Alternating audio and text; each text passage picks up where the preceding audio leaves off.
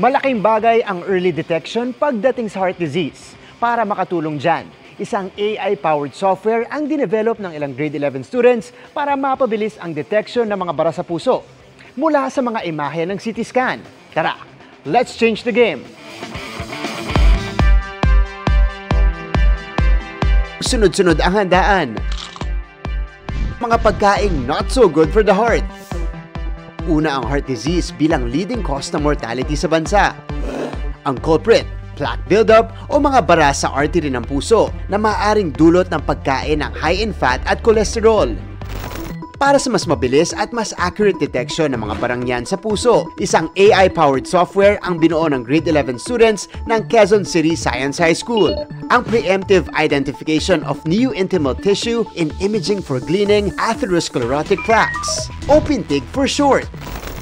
Ang problema po with our current landscape is that it can only be detected during its advanced stage. Ang mahirap pa po to actually mitigate it, you have to go through series of invasive surgeries that may not just actually damage the structure of the patient, but rather it also poses expensive cost.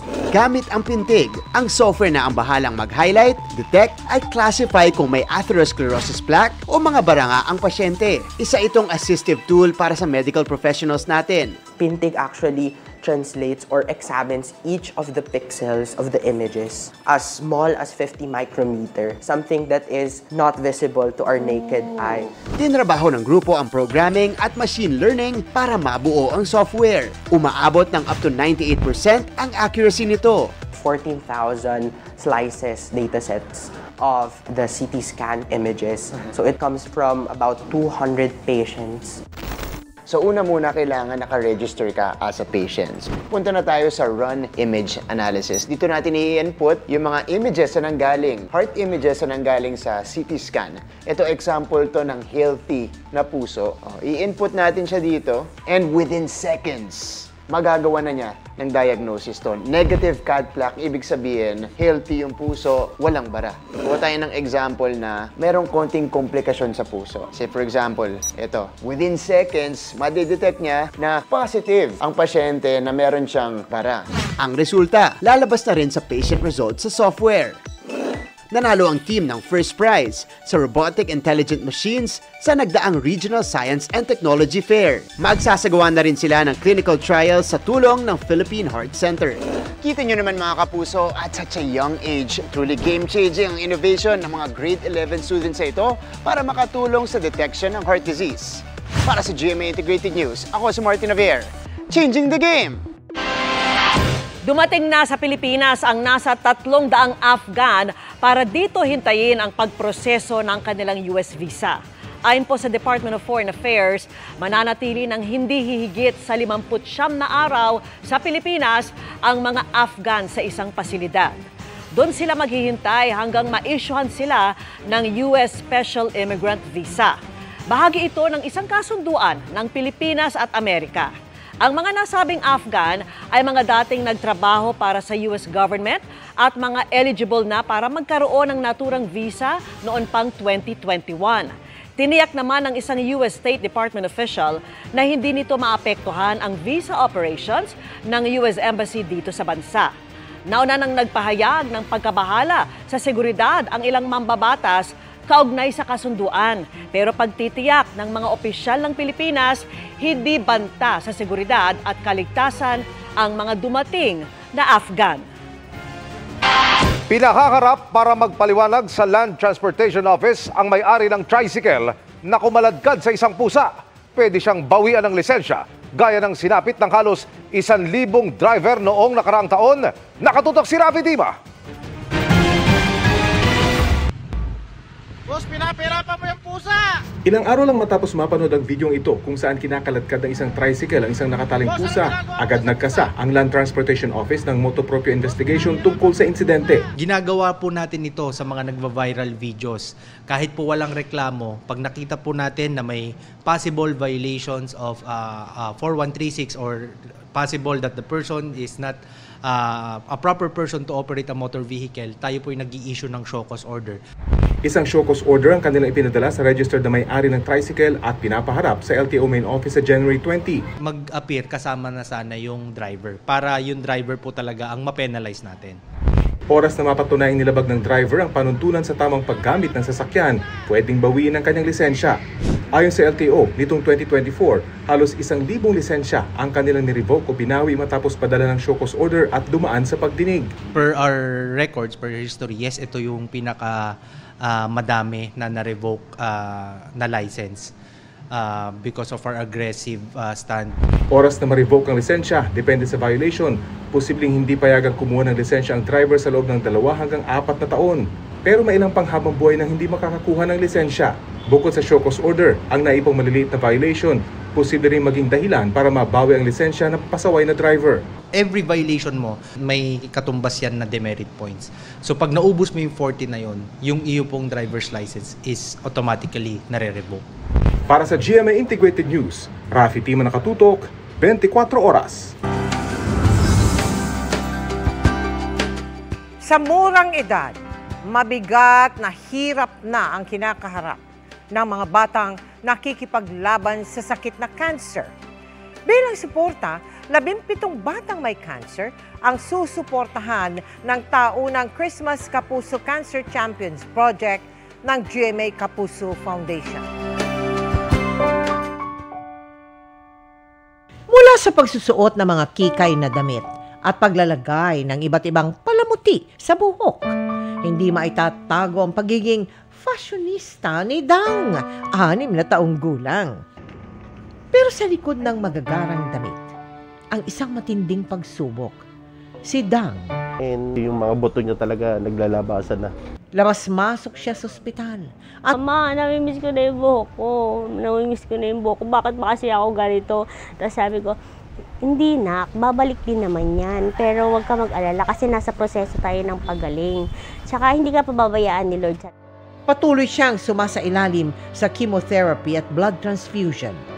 Kabilang si Dang sa 17 batang nakikipaglaban sa sakit na cancer na napabilang sa Kapuso Cancer Champions Christmas Project ng GMA Kapuso Foundation ngayong taon. These are kids from poor families with good prognosis. We provide free chemotherapy, free blood transfusions, vitamins, and other medical needs ng mga bata. So ang nais ko lang naman pahatid na may pag-asa ang cancer sa mga bata, ganun din sa mga adult, early detection, ipagamot at may chance na gumaling sila. May mga regalo at iba't ibang activities din tayo para sa mga bata, katuwang ang Kids Zuna. Sa ating beneficiaries, hindi kayo nag-iisa. Kasama nyo ang GMA Kapuso Foundation sa inyong laban. At sa mga nais tumulong, maaari po kayo magdeposito sa aming mga bank account o magpadala sa Cebuana Luwalier. Pwede ring online via GCash, Shopee, Lazada at Globe Rewards. Plano ng Department of Agriculture na magpatupad ng maximum suggested retail price sa imported rice para maiwasan ang pananamantala sa presyo. Nagmahal naman ang ilang gulay tulad ng kamatis na nagkukulang umano ang supply. Nakatutok si Darlene Kai. Aabot sa 65 pesos ang kada kilo ng imported na bigas sa Kamuning Market sa Quezon City. Mataas daw talaga ang kuha ng retailer sa supply ngayon. Hindi naman pwedeng ibaba yan kung mataas ang kuha mo eh. Dapat babaan na nila, gumawa na ng paraan ng gobyerno. Hindi umano dapat aabot sa 60 piso ang kada kilo ng imported na bigas kung walang pananamantala o profiteering, ayon kay Agriculture Secretary Francisco Q. Laurel Jr. Dapat wala ng 60 peso rice na imported na nakikita sa merkado. 60 peso na imported rice is already profiteering in my opinion. Plano ng DA na magpatupad ng maximum suggested retail price o MSRP sa imported rice bago matapos ang Enero. It's not a suggestion, it's like we are saying na ito dapat ang maximum presyo niyan. But it's not a price cap. We will be coming up with the maximum suggested retail price system very soon. Makikipagpulong ang DA sa rice importers, retailers at iba pang ahensya ng gobyerno para sa itatakdang MSRP sa imported rice, kung saan ito ipatutupad at kung ano ang magiging pananagutan ng mga lalabag dito. Samantala, tila ginto pa rin ang presyo ng ilang klase ng gulay sa mga pamilihan. 20 pesos ang isang piraso ng kamatis sa palengke ng Tandang Sora. Katumbas na yan ng kalahating kilo ng bigas. 280 hanggang 300 pesos ang kada kilo ng kamatis sa Tandang Sora, Quezon City. Kaya si Albert, 2 piraso lang ang kinayang bilhin. Grabe talaga ang presyo ng kamatis ngayon, sobra, napakamahal. Kaya ang hirap mag-budget eh. Matumal daw tuloy ang bentahan ngayon ng market vendors. Kaya mula sa dating 10 kilo, 2 kilo na lang ang kamatis na inaangkat ni Vilma para ibenta. Sabi nga nila nagkukulang daw ang na-harvest nila. Kaya ganun. Nadaanan daw ng baha. Tumaas din ang presyo ng patatas, carrots, bell pepper at talong. Ang mahal na kamatis, hindi lang problema sa Metro Manila kung hindi maging sa ilang probinsya. Sabi ng DA, may kakulangan sa supply ng kamatis. Mataas din ang presyo ng ilang klase ng gulay dahil sa pinsalang iniwan ng mga bagyo noong nakaraang taon. Because of series of typhoons last year caused extensive damage to the crops in their vegetative and reproductive stages, particularly in regions or areas producing the Solanaceous family crops, kagaya ng tomato, bell pepper, and chili pepper, resulted in significant supply shortages. Pero asahan daw ang pagbabalik sa normal ng presyo ng kamatis at ibang klase ng gulay bago matapos ang Enero o sa simula ng Pebrero dahil sa pagpapatuloy ng produksyon. Para sa GMA Integrated News, Darlene Kai, nakatutok 24 oras. Hinatak ng MMDA ang sasakyang pumarada sa bike lane sa Quezon City at ang mga sagabal sa rutang daraanan ng traslasyon sa Maynila. Nakatutok si Oscar Oida. Pinaghahatak ng MMDA sa Tomas Morato Avenue sa Quezon City ang mga sasakyang alanganin ng pagkakaparada sa kanilang bantay sagabal operation sa mga bahagi ng Mabuhay Lane. Tulad ng sasakyang sa bike lane pa mismo nakaparada. Pagdating sa Gilmore Avenue sa San Juan, huli rin ang mga naka-illegal parking. Yung mga may driver, tinikitan at pinagmumulta ng 1,000 piso. Nadagdagan pa ang mga nahatak na sasakyan sa Santolan Road sa San Juan. Isang jeep, isang AUV at isang kotse. 2,000 piso ang multa para sa mga unattended at illegally parked na sasakyan. Kung ang mga alternate route po natin o mga alternatibong kalsada, kung ito po ay mapupunuan ng mga obstruction, mga illegal parking, so it will defeat the purpose of easing up the traffic sa ating mga major thoroughfares. Kinahapunan, ang mga lugar naman na daraanan ng traslasyon ng Jesus Nazareno sa Huwebes ang pinasadahan ng mga tauhan ng MMDA. Walang kawala ang mga sasakyang nakahambalang sa may Carlos Palanca Street sa Maynila. Karamihan unattended, kaya halos maubos ang tow truck ng MMDA sa kahatak sa mga kotse, sidecar at trailer truck. Ang mga na-tow nadagdagan pa pagsapit ng Arlegui, Vergara at Nepomuceno Streets. Bukas po pag tayo ay bumalik, all out na po tayo sa ating clearing operation, wala na po tayong pagbibigyan. Lahat po na mga nakahambalang sa bangketa or even mga extension na mga tindahan, lahat po to kukumpiskahin na po natin at aalisin. Then yung mga naka-illegal park po, definitely once na naabutan po kayo na walang driver, you will definitely be towed na po. Habang nangyayari ang clearing operations, abala naman ang mga tauhan ng Manila City Hall Engineering Office sa pagkukumpuni ng mga bitak sa bangketa sa lugar. In case po kasi na pagkahon na apakan yan, sa dami ng tao, maaari ho siyang bumagsak, mag-collapse. Kaya po, nire-repair na natin. Isa lang ho yung matapak dyan, madapa, domino effect na po yun. Para sa GMA Integrated News, Oscar Oida, nakatutok 24 oras. Mabilis na chikan tayo para updated sa Showbiz Happening. Good news dahil extended ang showing ng mga pelikula sa Metro Manila Film Festival. Huwag nang magpahuli dahil hanggang January 14 ay pwede niyo pang mapanood ang 10 movies ng MMFF kabilang ang 2024 MMFF Best Picture Film na Green Bones. Speaking of Green Bones, sold out ang screenings niyan sa ilang mall. Kaliwat ka ng block screening din ang inorganize for the film, kabilang ang isang dinaluhan pa ng isa sa cast na si Royce Cabrera. The cold never bothered Sky Chua anyway, na sole representative ng Pilipinas sa 2025 International University Sports Federation Winter World University Games. I-showcase ng Sparkle Artist ang galing sa figure skating na gaganapin sa Italy. Good luck, Sky! Pinasusumiti ng DILG ang mga lokal na pamahalaan ng report ng kanilang Pogo crackdown hanggang sa Biyernes, January 10. Sa kabila kasi ng ban, may maliliit na Pogo operation pa rin sa ilang lugar sa Metro Manila at probinsya. Nakatutok si Salima Refran. Isang linggo matapos ang total Pogo ban, may binabantay ang mga lugar, ang Presidential Anti-Organized Crime Commission o PAOK, na posibleng mga nilipatan ng mga Pogo operations. May ilang lugar sa Metro Manila at sa mga probinsya. Nauna nang sinabi ng PAOK na sa guerrilla operation sa maliliit na lugar at ibang mga probinsyang may internet lumilipat ang mga Pogo. Ang Department of Interior and Local Government pinag-utos ng magsumite ang mga local government units ng kanilang Pogo crackdown reports hanggang sa dulo ng linggo o sa Biyernes, January 10. Inaatasan ng LGU officials pati mga barangay at DILG regional offices na tiyaking hindi mai-isyuhan ng business permits ang mga Pogo at IGL o Internet Gaming Licensees. Dapat din daw magkaroon ng regular na inspeksyon. By the end of the month, they required them to submit certificates of no Pogos in their localities. Sa Makati kasi sarado na lahat, sa Cavite sarado na, sa Manila sarado na, sa Pasay sarado na, Parañaque sarado na. Tinignan na namin lahat yan.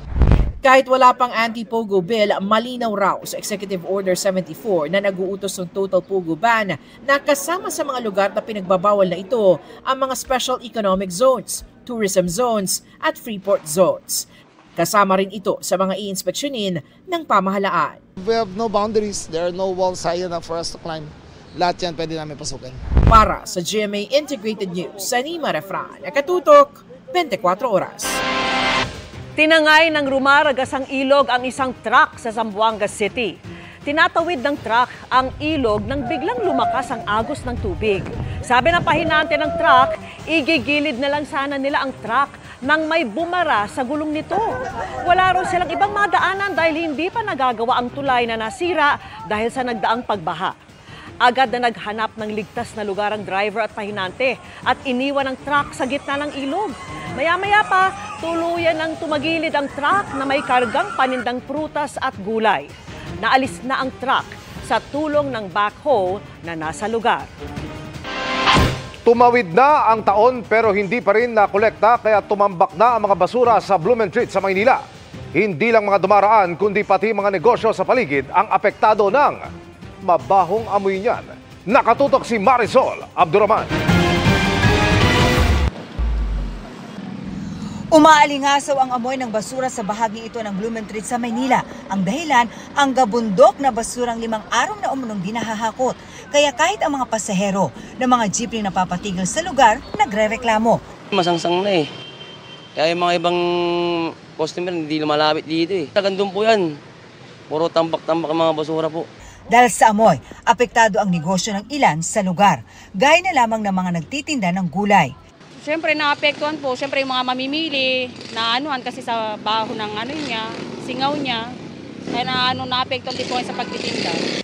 Ayon kay Manila Mayor Hani Lacuna, patuloy naman daw ang pangongolekta ng basura sa lungsod pero hindi raw agad nakapagkolekta ng basura ang kanilang bagong service provider. May ilang araw po na yung dating service provider bago dumating ang bagong taon ay hindi na po nakapagkolekta sa iba pong mga lugar. Kaya po hindi lang po na doble ang dami ng basura na kukolektahin ng bagong service provider. January 1 daw ito nagsimula pero naipon ang mga basura noong pang December 31. Sila na po ang naghakot magsimula po ng January 1. Yung mga naiwan pong basura ng December 30 and 31, sila na rin po ang sumalo. Kaya nga po 4 times the amount of garbage po ang sumalubong sa kanila. Sa isang pahayag, pinabulaanan ng Leonel Waste Management Corporation ang sinabi ni Lacuna na iniwan nito ang pangungulekta ng basura sa Maynila bago matapos ang kanilang kontrato noong December 31, 2024. Sa katunayan, nung inanunsyo nga raw nila sa kanilang mga tauhan noong December 23 na matatapos na ang kanilang kontrata sa City of Manila, sinabihan daw lahat na tapusin ang kanilang serbisyo hanggang katapusan ng taon. Giit ng kumpanya, patuloy silang nagsilbi hanggang sa huling araw kahit noong panahon ng Kapaskuhan sa kabila ng utang ng lungsod na 561.44 million pesos. Ninilaw din ng Leonel na inabisuhan nila si Mayor Hani Lacuna noong September 2024 na hindi sila sasali sa bidding para sa 2025 dahil sa hindi pa nababayarang utang at upang bigyan daan na rin ang maayos na paglipat sa bagong service provider. Para sa GMA Integrated News, Marisol Abduraman, nakatuto 24 oras. The wait is over mga kapuso dahil ilang minuto na lang. Mapapanood na natin ang pinakabagong action drama series this 2025 na Mga Batang Realist. Pero bago yan, nag-share ang cast sa GMA Integrated News interviews tungkol sa kanilang palabang character. Makichika kay Nelson Canlas. Isa lang pinaglalaban natin. Magkakaiba man, pinagsama ang mga karakter nila ng iisang hangarin. Sa pag-upo sa GMA Integrated News interviews, ipinakilala ni Miguel Tan Felix, Kokoy De Santos, Rahil Birria, Bruce Roland at Antonio Vinson ang kanilang gagampanan sa pinakabagong Kapuso primetime series na Mga Batang Realist. Si Miguel ang gaganap na leader ng grupo bilang si Kidlat. Dito ka pinanganak, anak ka ng lugar na ito. Pagdating sa ugali, marami raw silang similarities ng kanyang karakter. Si Kidlat siya yung batang matapang na kung meron siyang gusto, paglalaban niya. Pero hindi lang siya basta sugod ng sugod. Niniwala kasi siya na ang tunay na matapang, pumipili ng laban. Na yun din yung mantra ko sa totoong buhay. Si Kulot naman ang gagampanan ni Kokoy, na challenge ang Kapuso actor sa bagong atake niya sa kanyang role. Kaso bago ko makita, nahuli ako. Si Kulot ay, galing kasi siya sa may kayang pamilya. Mas nakilala rin ako siguro sa comedy. So this time, ang challenge sa akin, may mga lines minsan na alam ni Miguel yan na punchline to eh. Hindi, tatry kong iseryoso. SIG, short for Siga, naman ang bibigyang buhay ni Rahil. Mapapasabak daw sa matitinding action scenes ang Kapuso actor. Nakakatuwa ba? Nakakatuwa ba kung bugbugin namin kayo ngayon? Kaya't hindi biro daw ang kanyang preparasyon, kabilang na ang boxing at martial arts. Kagawa ka na ng action scene? Opo, lahat po ng action scenes na tinitake namin, lagi ako may feeling of fulfillment. Meet Matos, ang role ni Bruce. Marami raw ang makakarelate sa asta ng kanyang poor little rich kid character. Maybe I can stay longer. Si Matos, he has everything. And kahit na grabe yung mga sports car niya, grabe yung bahay nila, mansion, grabe yung pinagdadaanan niya. Hindi kasi siya tinatanggap bilang anak. And ang gusto lang ni Matos is to prove himself sa mga magulang niya. Hindi mo pala ikaw yung mayaman dito. may kaya lang. At ang bunso sa grupo na si Dagul, ang vlogger at prankster ng grupo. Ginagampanan niya ni Antonio, anak ng action star na si Roy Vinson. Di ba mga downstairs? Ano kaya ang naipayo ng kanyang ama bago siya sumabak sa bagong action drama series ng GMA? Unang-una sinasabi niya sa akin, nung bata pa lang po ako, stay grounded. Basta, tandaan mo anak, pag nag-prepare ka sa set, parang ako, yung preparation ko, kapag nakasuot na ako ng barong, presidente na ako.